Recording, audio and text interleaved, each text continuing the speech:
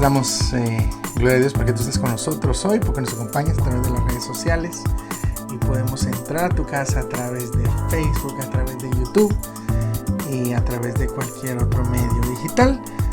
Damos gloria a Dios porque nos acompañas. Mi nombre es Elvis García.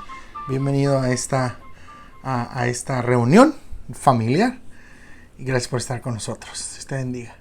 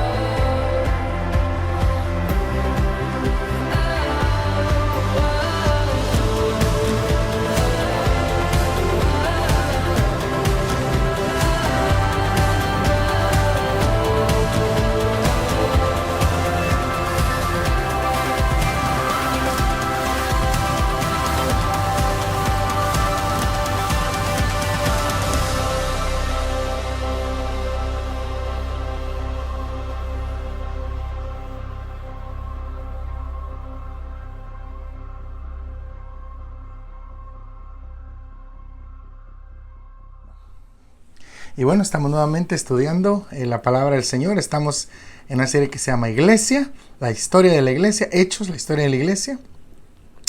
Y estamos en Hechos capítulo 20. ¿Te recuerdas todo lo que hemos aprendido acerca de la palabra del Señor? Hoy vamos a realmente, literalmente, hoy vamos a estudiar una historia matadora, una historia, un mensaje matador, un mensaje asesino, digámoslo así, ¿verdad? Entonces, a killer message sería en inglés. Hechos 20, 7 al 12. Acompáñame en la Biblia. Hechos 20 del capítulo 7 en adelante. Y lo vamos a leer aquí. Acompáñame con tu vista. Hechos 20 del 7 al 12. El primer día de la semana, reunidos los discípulos para partir el pan, Pablo les enseñaba, habiendo de salir al día siguiente, y alargó el discurso hasta la medianoche. Se parece a mí. Y había muchas lámparas en el aposento alto donde estaban reunidos. Interesante que dé ese dato. Y un joven llamado Eutico, que estaba sentado en la ventana, rendido de un sueño profundo, por cuanto Pablo disertaba largamente, vencido del sueño, cayó del tercer piso abajo y fue levantado muerto. Entonces descendió Pablo y se echó sobre él y abrazándole dijo: no os alarméis, pues está vivo. Después de haber subido y partido el pan y comido, habló largamente hasta el alba, y así salió. Y llevaron al joven vivo y fueron grandemente consolados. Oremos. Padre, gracias te damos por esta palabra de hoy, por esta lección. Ayúdanos a comprender y a confiar en tu poder, que tú has vencido a la muerte y tú tienes poder sobre la vida y sobre la muerte. Ayúdanos a confiar en ti y a vivir en medio de tu voluntad como el apóstol Pablo. Gracias en el nombre de Jesús. Amén. Así que bueno, ¿alguna vez te has dormido en la iglesia? No me contestes. ¿Alguna vez alguno de tus hijos o tú, si tal vez eres pequeño y nos acompañas, te has dormido en la iglesia? Bueno, yo he visto muchas veces a mis hijos dormirse en la iglesia, luchar por permanecer despiertos. Cuando éramos pequeños, a veces mi mamá nos pellizcaba si nos dormíamos en la iglesia, ¿verdad? O salíamos nosotros, decíamos: mamá, voy a ir al baño, y nos quedamos ahí media hora en el baño dando vueltas afuera alrededor del santuario. Entonces, pero sabes, no te sientas mal por eso. Inclusive el apóstol Pablo puso a gente a dormir en sus mensajes. Si tú eres pastor o líder y tú nos estás viendo y te han acusado de predicar muy largo, bueno, no te preocupes, el apóstol Pablo también lo hacía. Entonces, en nuestro mensaje de texto de la semana pasada, vimos que Lucas y Pablo iban a encontrarse con unos jóvenes misioneros en Troas, Y Lucas nos dice que ellos estuvieron ahí 7 días. Entonces ellos se han conectado con la iglesia que estaba ahí. Y hay una sensación extraña de que los viajes de Pablo están llegando a su fin. Él sigue hablando en un tono, ¿verdad? De que no, tal vez no más regrese aquí. Y así que estas despedidas son realmente despedidas finales. ¿Te ha pasado alguna vez que tú pasas tiempo con buenos amigos y que realmente no pierdes la noción del tiempo? Y agrega esto a la realidad de que nunca los vas a ver, nunca más les vas a volver a ver. Y realmente lo que menos te importa es el tiempo. Tal vez si yo lo puedo comparar con esta situación, sería la vez cuando salimos de Guatemala, la primera vez para llegar al estado de Mississippi como misioneros. Nosotros habíamos servido en una iglesia en la zona 6 de la ciudad capital por 3 años. Un lugar que nuestra iglesia madre, Iglesia Bautista del Camino, había estado pagando por años y habían hecho algún esfuerzo de empezar ahí una misión, una iglesia, pero el misionero se había ido y estaba abandonado a tal grado que ya había gente viviendo ahí. Nosotros usamos el término en Guatemala, habían tomado posesión de ese terreno, aunque no era de ellos, y gente hace eso en Guatemala bastante. Entonces, cuando nosotros llegamos ahí, había gente viviendo, y tristemente se les tuvo que sacar, pero lo que te quiero decir es que fueron unos años muy preciosos, a pesar que era un sector humilde. Conocimos mucha gente muy buena. Fue la primera vez que yo servía al Señor y realmente discipulando y ganando almas. Tuve un tiempo muy bonito y nos acercamos mucho a la gente, pasaba mucho tiempo en las casas de las personas. Fue un tiempo muy bueno para nosotros. Visitamos gente a orilla del barranco a veces, y fue interesante. Entonces cuando el Señor nos movió y estábamos en el aeropuerto, fue una despedida triste, fue dura para mí. Todavía aún tenemos algunas cartas, y algunos hermanos o hermanas después nos siguieron enviando cartas de esta iglesia, de esta misión en la que estuvimos. Fue algo muy muy bello. Y bueno, tal vez no se compara con esto, pero sí fue una despedida triste, ¿verdad? Entonces, imagínate tú, Pablo está por despedirse y ya no más lo van a ver. Ellos han estado ahí una semana en Troas, y ahora es tiempo de que se reúnan. Llega el día del Señor, el último día de la semana, el primer día de la semana, el día domingo. Entonces ellos se reúnen. Y algunas personas preguntan, mire, y todavía hay un debate en la iglesia cristiana. ¿Cuándo se cambió cuándo el sábado dejó de ser el sábado y se cambió a domingo? Y yo quiero decirte que no lo hizo. El sábado judío sigue celebrándose en todo Israel. Los musulmanes se reúnen el viernes en la mezquita. Los judíos se reúnen el sábado en sus templos. Y los cristianos se reúnen los domingos o el primer día de la semana para celebrar la resurrección de Cristo. Así que cada grupo, cada religión monoteísta, digámoslo así, tiene un día específico, pero aún en el cristianismo, ¿verdad? Hay grupos que dicen, no, es el sábado, que el domingo viene de Babilonia. Pero yo quiero decirte, este versículo es un ejemplo, y es la primera vez que es una de las primeras veces en que la iglesia se reúne el día del Señor, como se le llama, o el primer día de la semana, para adorar. Y ese es un primer ejemplo de creyentes que adoran el domingo, y lo hacen para celebrar y recordar la muerte y resurrección de Jesús. Ellos se están reuniendo en una casa particular, y vemos algunas relaciones muy preciosas. Dice en la Biblia que ellos partieron el pan, en el versículo 7, para partir el pan, y esto no significa que comieron. Esta es una referencia a la cena del Señor. No es Santa Cena. Quiero decirte que en la Biblia no existe el término Santa Cena. El término de la Biblia es Cena del Señor. Y este fue un aspecto importante de su reunión. Y sabes, la iglesia primitiva lo hacía cada semana. Qué precioso, ¿verdad? A esta iglesia se le recordaba cada semana de que la tumba de Jesús estaba vacía y que la muerte había sido derrotada. Claro, si tú estabas en un grupo que realmente quería enfatizar el poder de Jesús sobre la muerte, yo celebraría eso con bastante, muchas veces. Pero hoy en día nos hemos vuelto tan fríos. Hay iglesias que lo hacen una vez al año, cada 6 meses. La iglesia primitiva lo hacía a veces cada semana. Entonces y a pesar que ellos acaban de pasar la temporada de la Pascua, de la resurrección de Jesús, pero también lo hacían regularmente como parte de su adoración semanal. Esto no era un pequeño pedazo de pan y vino nada más. Esto era parte de algo que se llamaba que los judíos cristianos celebraban y se llamaban fiestas de amor. Era una reunión de compañerismo, de familia, de amigos, que la iglesia celebraba. Y en este caso estaban celebrando a Pablo, ¿verdad? Al apóstol Pablo y a su equipo, pero también sabiendo que era la última vez que lo verían. Ellos están estudiando las escrituras y tienen conversaciones al respecto. Y a veces se acusa a Pablo de ser un predicador largo que duerme a la gente. Pero Lucas, cuando escribe Hechos, déjame decirte que cuando dice que Pablo les enseñaba, esta palabra en el versículo 7, dice, para partir el pan, Pablo les enseñaba, habiendo de salir al día siguiente, y alargó el discurso hasta la medianoche. Pablo usa 2 palabras griegas aquí. Usa dialegomai en griego, que significa una discusión con preguntas y respuestas. O sea, no era una homilia, ¿verdad? Aunque también la palabra que usa también Lucas es homileo.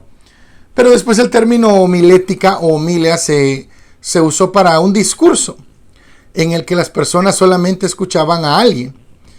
Esto no era así. Esto era una conversación con preguntas, con plática, ¿verdad? Una larga conversación donde habían participantes. Esto es lo que estaba ocurriendo. Entonces, este es el último día para estar con estos creyentes. Pablo y el equipo se van al día siguiente y él se toma su tiempo para compartir con la iglesia en Troas y hablar con ellos acerca de Jesús. Y él está hablando hasta la medianoche. Veamos lo que dice el versículo 7 nuevamente. Habiendo de salir al día siguiente, alargó el dialegomai, el discurso, hasta la medianoche. Y lo primero que vemos, hermanos, y el primer punto es sus prioridades. A Pablo no le preocupa hablar demasiado o quedarse demasiado tiempo. Él está tan animado, tan fortalecido de estar con sus hermanos que la conversación continúa hasta la medianoche. ¿Alguna vez has perdido amigos? ¿Has estado con amigos en los que has perdido la noción del tiempo? Sabes, hoy en día perdemos la noción del tiempo con cosas que no son tan importantes. Hoy en día perdemos la noción del tiempo cuando vemos televisión a veces. Podemos pasar horas viendo televisión y perdemos la noción del tiempo, ¿verdad? Hay personas que cuando leen un libro pierden la noción del tiempo o cuando descansan también, ¿verdad? Pero cuando tú pierdes la noción del tiempo es porque estás en un momento de disfrute, de descanso, ¿verdad? En un momento que te sientes bien. A veces pasa, me da un poco de risa que a veces domingos en la tarde es como que después de almuerzo te cae un peso bien grande. Bueno, cuando todos que vamos a la iglesia nos levantamos corriendo, nos cambiamos, vamos al templo y después saliendo vamos a almorzar y regresando pareciera un cansancio como que acabáramos de correr un maratón y muchos lo que quieren es ir a tomarse una siesta, ¿verdad?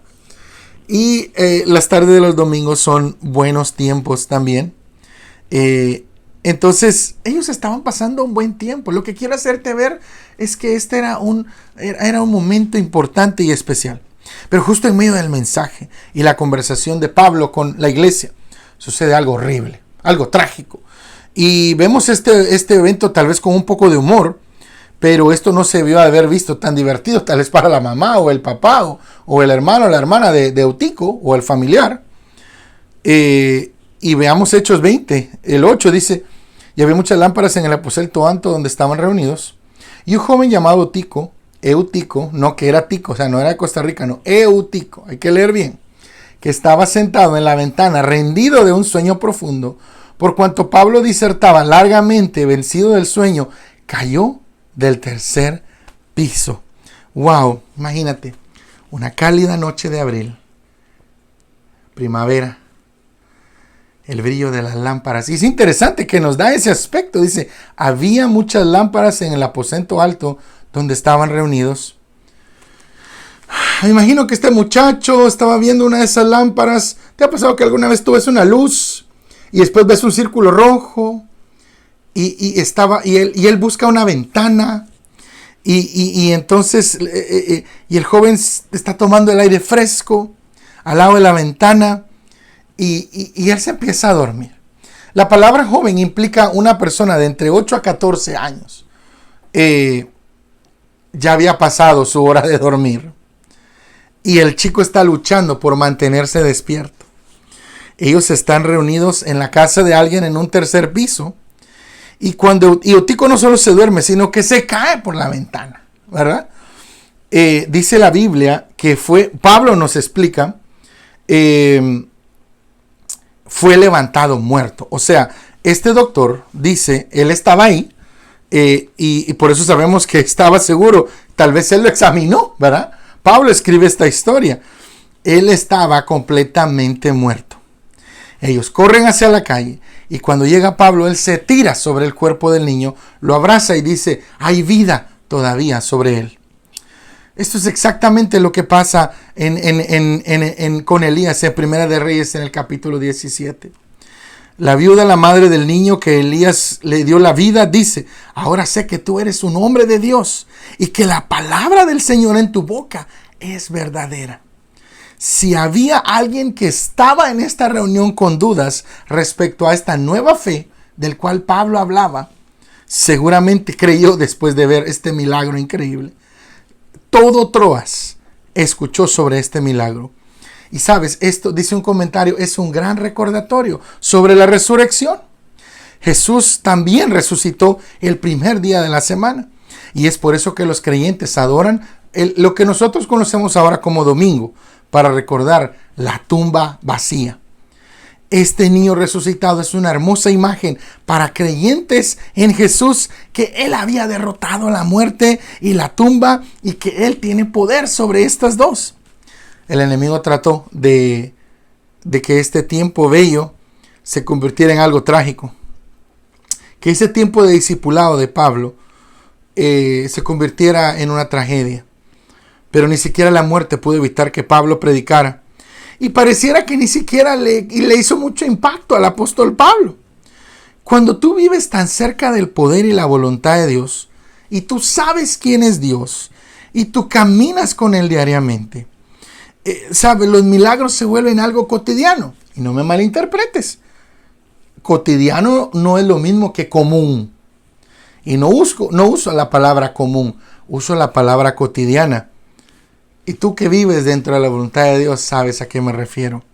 Muchas veces muchas veces me pasó a mí cuando estaba pequeño, que tenía a veces que ir a la iglesia, a alguna reunión de jóvenes o algo, y me metía las manos en las bolsas y no tenía un centavo.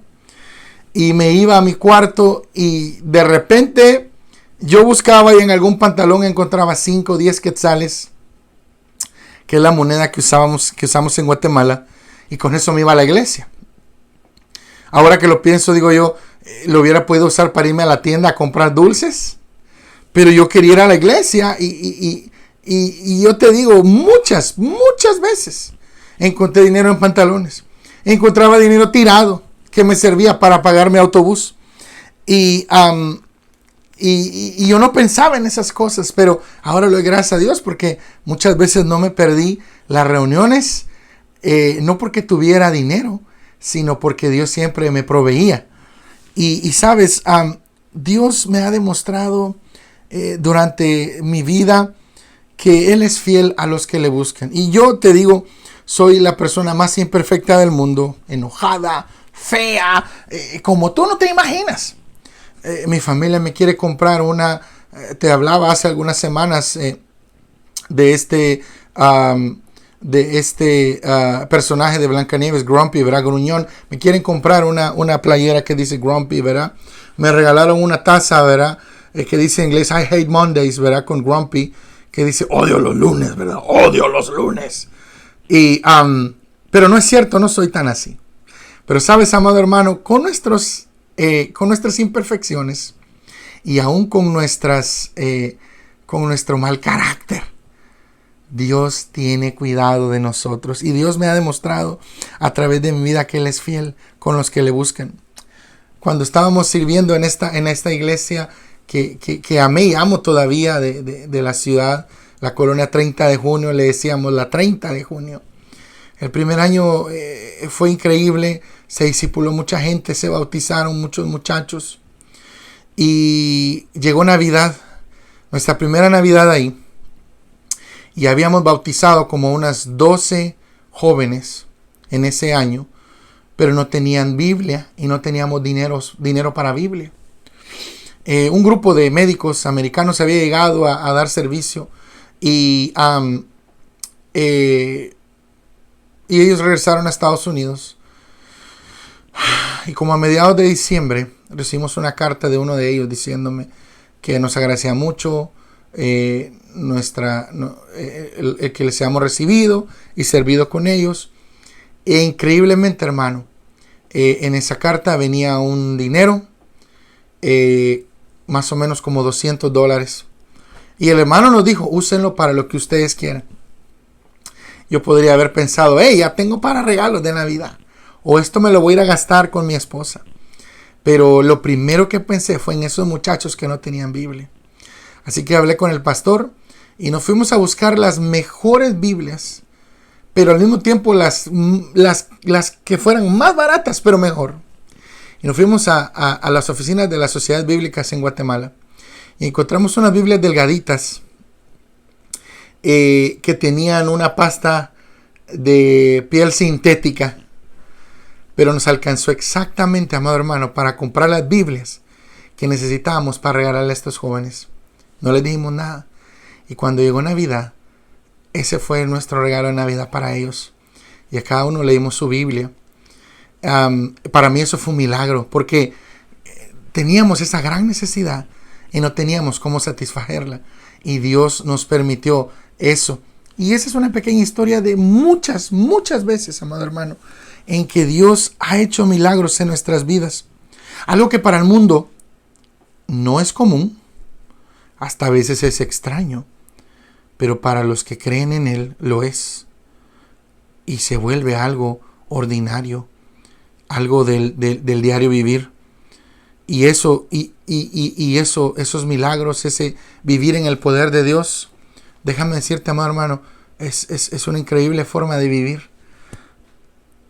Y si tú, amado hermano, tienes ratos de no ver milagros, yo quiero decirte, camina, búscale, y Dios va a empezar a mostrarse. Y vas a empezar a ver cómo Él actúa en tu vida. Tal vez tienes ratos de no ver milagros en otros. Tal vez tienes ratos de no ver milagros en ti. Dios sigue haciendo milagros, amado hermano. Él tiene el poder. Seguimos aquí nuestra historia en Hechos 20. Entonces, en el versículo 9 vemos que Pablo se tira en él y lo levanta. Dice el versículo 10, Pablo se echó sobre él y abrazándole dijo, no os alarméis, pues está vivo. Y Pablo resucita al niño. Y el 11 pareciera que él no le causó ningún problema. Dice, le abrazó, le resucitó. Después de haber subido y partido el pan y comido, habló largamente, siguió predicando como que si nada hubiera pasado. Hasta el alba, o sea, hasta que salió el sol. Y así salió. Pablo resucita al niño y después sube las escaleras para comer. Yo no sé si era el refrigerio en medianoche de la vigilia o todavía no habían comido hasta en ese entonces. Pero Pablo vuelve a la comunión, Pablo vuelve a la conversación. La multitud está más energizada que nunca por escuchar a Pablo y para aprender. Nuevamente, Pablo vivía dentro de la voluntad de Dios. Los milagros y el poder eran algo que él miraba constantemente, pero él nunca perdió el enfoque en eso. Él se enfocaba en lo más importante. No se quedó haciendo una algarabía porque acababa de hacer un milagro. No se puso a levantar una ofrenda porque acababa de hacer un milagro. Él resucita al niño y luego regresa a sus prioridades. Amado hermano, hoy en día hay muchos charlatanes de la fe que supuestamente hacen milagros, pero lo usan como ganancia deshonesta. Y yo no te digo otra vez, Dios sigue haciendo milagros, Él puede usar a cualquiera. Pero qué bella oportunidad hubiera sido de Pablo para, no sé, hacer una gran algarabía de eso, ponerse a orar por los demás. Él levanta al niño, la gente se queda con la boca abierta, él toma sus cosas, se sube a comer y sigue predicando, sigue discipulando, sigue en la conversación. Y sabes, amado hermano, él resucita al niño, pero él regresa a sus prioridades. Porque lo más importante es hacer discípulos y fortalecer a los demás. Dios sigue haciendo milagros, sí, Él los va a hacer. Pero Pablo sabe que lo más importante, la gran comisión, Jesús no nos dice, id y haced milagros, aunque es parte de la experiencia cristiana. Y si tú, amado hermano, nos escuchas y no crees en Cristo, yo quiero decirte, Dios quiere hacer milagros en tu vida. Pero la gran comisión, Mateo 28, dice, id y haced discípulos. Y Pablo tenía claro eso. Así que después de este evento increíble, él regresa, come y sigue hablando hasta el alba. ¡Wow! ¡Qué increíble! Pablo sigue hablando toda la noche hasta el amanecer, porque tiene que irse mañana. Él no duerme. Él dice que descansen los cansados. Yo tengo que usar todo el tiempo posible con estas personas. Y lo que me parece interesante de esto es que Pablo sabía que le quedaban unas pocas horas con estos creyentes. Fortalecer su fe, estar con ellos, pasar tiempo, era más importante para él que dormir. A menudo nos reímos de esta historia, como Pablo, el obstinado y terco predicador. Pero sabes, yo creo que extrañamos muchas veces el corazón y la pasión que Pablo tenía para las personas y para las relaciones. Mira, hoy en día muchas iglesias entramos y salimos y no tomamos el tiempo para relacionarnos con los demás. Yo sé que en Estados Unidos ya muchas iglesias han regresado a tener servicios, pero yo sé que en muchos países de Guatemala y Centroamérica y México hay iglesias que están cerradas y que ahora tal vez valoran más el tiempo que pasaban juntos. Ahora van a apreciar y valorar más el tiempo que podían comer juntos, el tiempo que podían pasar juntos. Antes decíamos, no, yo me voy, tengo que hacer. Pero ahora que tenemos meses de estar en casa, decimos, Señor, ¿cuándo va a acabar esto para poder volver a reunirnos? Y no solamente por escuchar su palabra, pero también para compartir con los hermanos. Hermano, si tú eras de las personas que entraba y salía, si tú eras de los cristianos que no saludaba cuando entraba, que no hablaba con nadie, yo quiero decirte, tienes que cambiar tu actitud. Ojalá que esta pandemia esté cambiando tu actitud. Pablo nos muestra en estos versículos que para él lo más importante que un milagro era pasar tiempo con las personas, era relacionarse con los demás. Amado hermano, su corazón y su pasión era hablar, estar con los demás para que ellos tuvieran una comprensión más profunda del Evangelio y de la vida en Cristo. No era que Pablo era arrogante y él decía, es que tengo que terminar el bosquejo. Sabes, amado hermano, él estaba sacrificándose, porque tampoco es que Pablo era un superhombre, seguramente tenía sueño. Vemos que cuando él hace el milagro, lo primero que hace, dice el 11, después de haber subido y comió, o sea que tenía hambre, ¿verdad? Entonces él no era un Superman. Él va y después de hacer el milagro sube y come y después sigue hablando. Amado hermano, ¿será que nosotros tenemos este tipo de pasión porque las personas conozcan de Cristo? O para nosotros entramos y salimos de la iglesia, nos saludamos, agachamos la cabeza. ¿Qué clase de cristianismo es ese? ¿Qué clase de corazón es ese, amado hermano? El texto de esta mañana, de este momento, nos hace echar un vistazo a lo que la iglesia primitiva tenía por norma y compararlo con lo que hoy tú y yo llamamos iglesia. Veamos. Ellos tenían relaciones profundas, comprometidas entre sí. Ellos se reunían el domingo, el primer día de la semana, para comer y compartir. Algo que me recuerdo muchas veces es que nuestro pastor en Guatemala, hermano Eduardo Marroquín, cuando a veces había reunión de maestros, escuela dominical o algo, había pan. O me acuerdo yo que siempre que íbamos al seminario bíblico, entre semanas tarde, no podía faltar el pan dulce y el café, que es algo común en Guatemala. Uno come pan, ¿verdad? Dulce, de diferentes clases. Y siempre platicábamos y a veces creo que el tiempo de compañerismo, y a veces hablábamos cosas teológicas o temas de la Biblia. Y eso era bien bonito, y aprendíamos. Creo que esos debates y esas conversaciones también animaban a seguirnos reuniendo y a seguir asistiendo. Vemos entonces, amados hermanos, que ellos se reunían el primer día de la semana, ellos comían y compartían. Ellos no estaban tan preocupados por el tiempo. No les vemos corriendo para terminar la reunión como ahora, que son las 12, y aquí en Estados Unidos dicen, es que si nos tardamos más, se me llena el parqueo. Hay mucha gente ya en los restaurantes.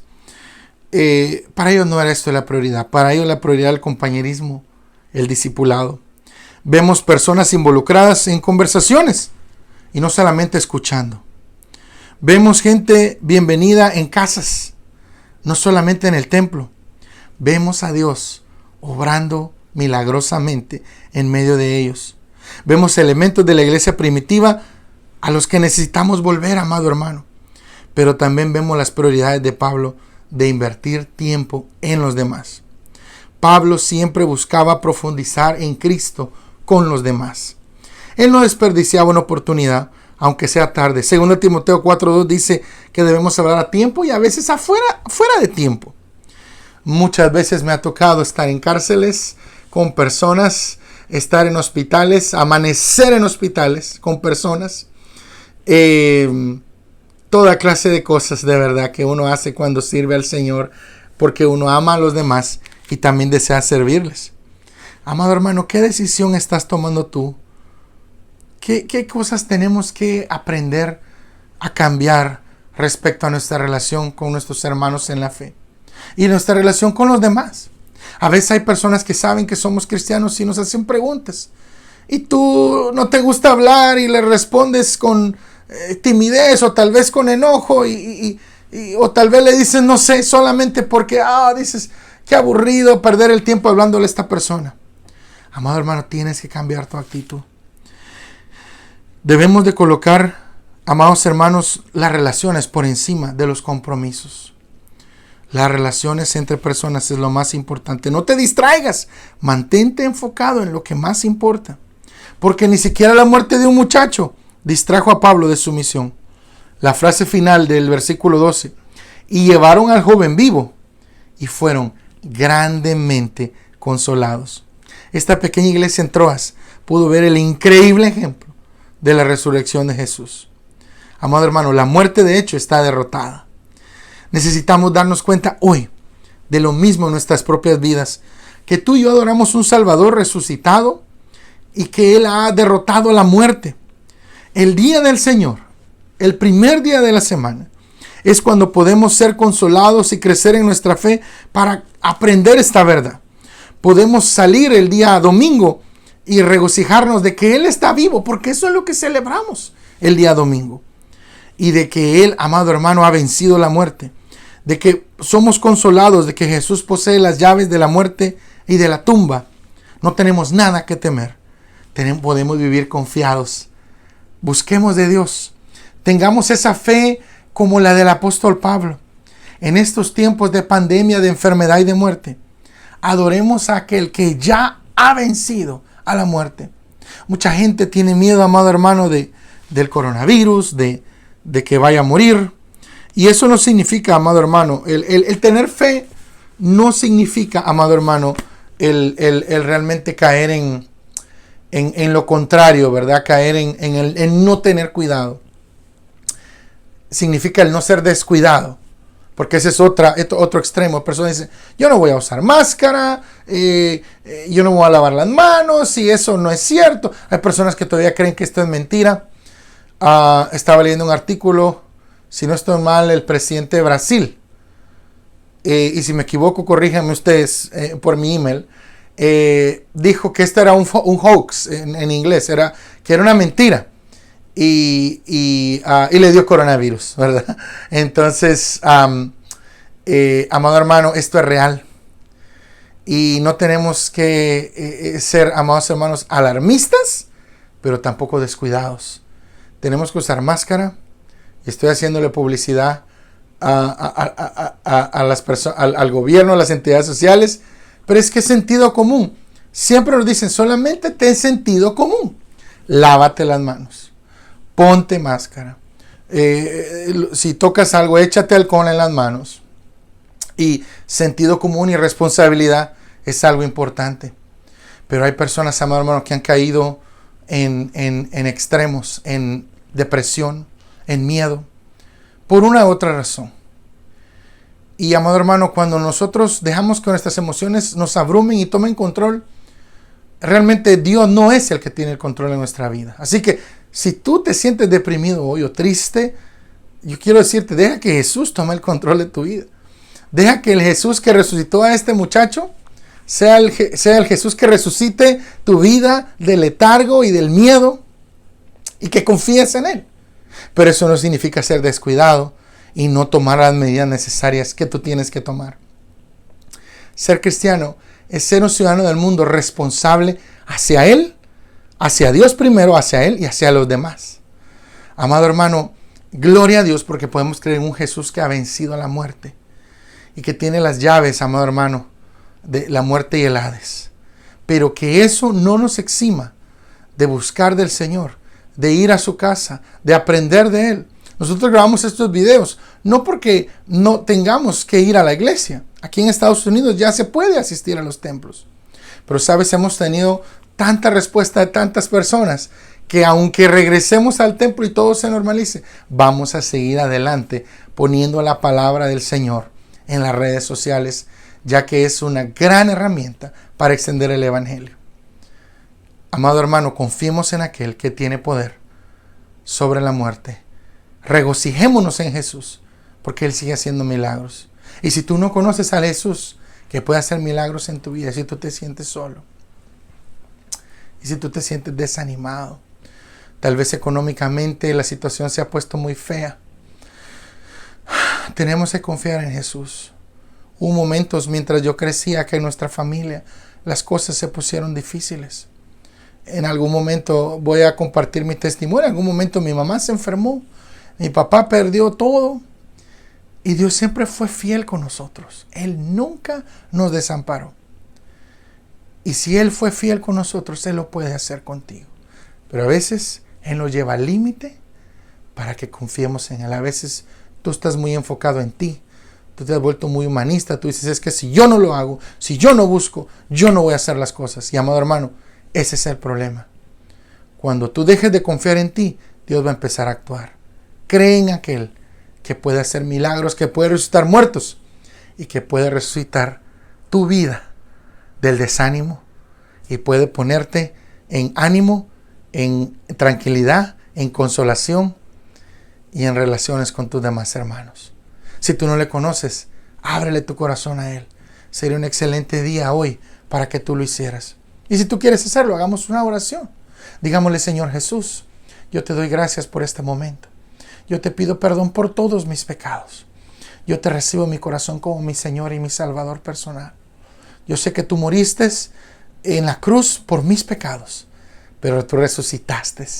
Y cada vez que yo voy a tu casa el primer día de la semana, yo celebro que tú has resucitado y que tú un día vienes por nosotros nuevamente. Te pido que cambie mi vida y mi corazón, que tomes control de mis actos y que me hagas una nueva criatura. Gracias, Jesús, por tu amor y tu misericordia. En el nombre de Jesús te lo pido todo. Amén. Si tú hiciste esta oración, nos encantaría saber de ti. Escríbenos a nuestra dirección en internet. Nos gustaría compartirte un material y apoyarte más en tu nueva vida en Cristo. Gracias por estar con nosotros. Mi nombre es Elvis García. Desde Little Rock, Arkansas, les deseo un buen día. Que Dios les bendiga.